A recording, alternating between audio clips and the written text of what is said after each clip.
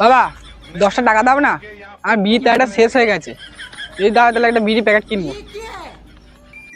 ছি, এত বড় একটা ছেলে বিড়ি খাস, সেই টাকাটা বাবার কাছে চাইছিস? হ্যাঁ, একটা বিড়ি কেনার ক্ষমতা নেই। আর ওদিকে পলাশের ছেলেকে দেখ, সে আজকে মিলিটারিতে চাকরি করছে।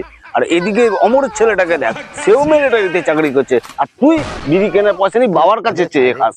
বাবা আমি তো বিএসএফ আর্মি চাকরি করতে পারতাম, আমার তো গার্লফ্রেন্ডই নেই। গার্লফ্রেন্ডের সাথে চাকরি কিসের সম্পর্ক, শুয়োরের বাচ্চা? না, ওরা কিভাবে চাকরি পেয়েছে? দুজনের দুটো গার্লফ্রেন্ড ছিল, সেই দুজন গার্লফ্রেন্ড ওদের দুজনকে ধোকা দিয়েছে। তারপর ওরা জেদ ধরেছে, জেদ ধরে আজকে চাকরি পেয়েছে। আমার তো গার্লফ্রেন্ড নেই, বৌদিও নেই, তাহলে আমি কি করে চাকরিটা পাবো? আমি পারি না, আমি কেন মরি না।